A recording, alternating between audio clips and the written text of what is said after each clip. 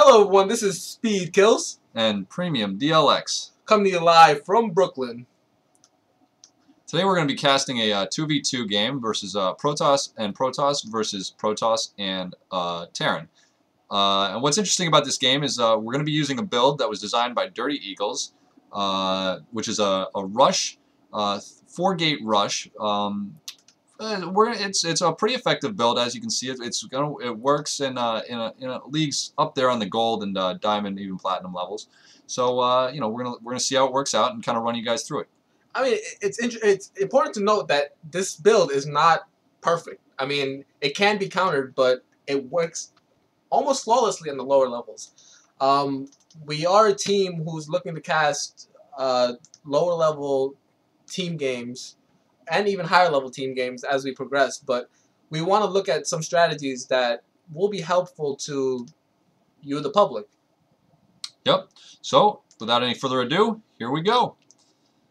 And I'd like to, you know, Premium DLX, actually myself, I was playing this game, and Dirty Eagles is a close friend, so, you know, we are a team that has worked together a lot as well. Me and Speed Kills have played quite a few games together, and I'd like to say that's one of the very important things about playing with on a team game is keeping consistent with your partners, playing a lot of games and feeling out how each of you, you know, likes to go through the game. Speed, what do you think? As we see that Dirty Eagles has gone for a Pylon at 9. This is a pretty typical typical build, as Premium yourself has done the same. There's a bit of scouting going on. We see the probe moving into Red's base, and we see a SCV moving in to Dirty Eagles base. It's important to note that these guys are gold level players. I mean, Premium and Dirty Eagles are gold level players, and Blue is actually a diamond player. So for this to work in a higher level match, it's pretty interesting. Now, one thing is, it looks like Pando actually went with a quick barracks proxy base, and you know, this is the build as it stands is already very susceptible to early pressure, and you know, a 6 pool is something that you really got to worry about. But with a proxy, this could have been avoided with some scouting. Now, I believe, you know, it's amazing how, you know, later in the leagues, you know, you forget to scout your base sometimes, and that's a basic fundamental that we really should have kept in mind, because this is really going to end up slowing us down on this build. But we are getting a lot of scouting done. Dirty Eagles is fully checked out both of their bases, knows what's going on. Not much, but as we see that this is, you know, he's going for a Marauder proxy in the base. It's important to note that both players have gone with a 13 gate and have also gotten their Assimilator at, I believe, 14. To help players out, if you guys want to recreate this build, we're going to put the build order in the description, just so you guys can read it off and know exactly what the timing is on these.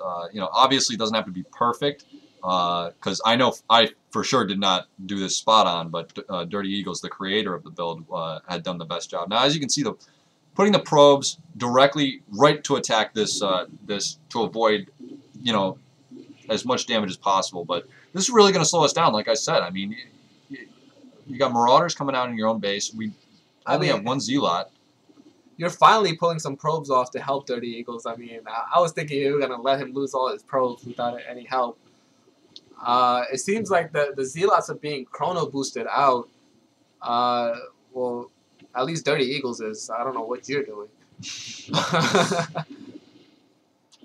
It seems like an all-out probe battle. I mean, Dirty Eagles isn't getting much economy out of this right now. He's getting some gas, but that's about it. The Zealots will clean this up, and it looks like your probes will be heading back to base. Yes, that, you know, for a mineral trade-off, I mean, units lost have. We see that the Terran really suffered from that. 525 resources versus 200 combined for both me and Dirty Eagles. I mean, it was a failed cheese. But had it worked, had maybe 2 Marauders got out a little bit sooner, he might have been able to pull that off. But as it stands, he took the short end of the stick. I mean, you have to remember that you also lost time. I mean, you also lost resources mining, so it could have That evened is out. true. But we'll see how it pans out later in the game. Now we see a very similar build going on with oneself. He's going with a 3-gate right now. Warp gate just finishing, and you know, the Terran player, a little bit set back after that, is actually going for what looks like an expansion and a factory. Well, so we'll see how that ends up working out. But you know, this 4-gate timing is really, you know, it's got to be critical, and that barracks in the base really ended up slowing us down. Looks like you guys are getting your 3rd and 4th gateway right now. Looks like Dirty is a little bit behind because of the whole pulling the probes off the mineral line. Yeah. But it doesn't seem to be too big a deal because our diamond player in blue isn't doing too well either. I mean, at this point in the game, it's 7 minutes into the game. You really want to see units being pushed out, and that's exactly what oneself is doing. Now, he's the only player who hasn't suffered any sort of serious loss in this game so far, and he's right on time with that push. The only problem is that both myself and Dirty Eagles are moving out as well. So it's going to be 2 armies against 1. He outnumbers us in Stalkers right now, but you know, this is where things start getting good with this build. Is the proxy pylons out in the middle. Now, had this gone as planned, you would be moving out in the 6.5-minute mark, and your warp gate research would be finished by that time.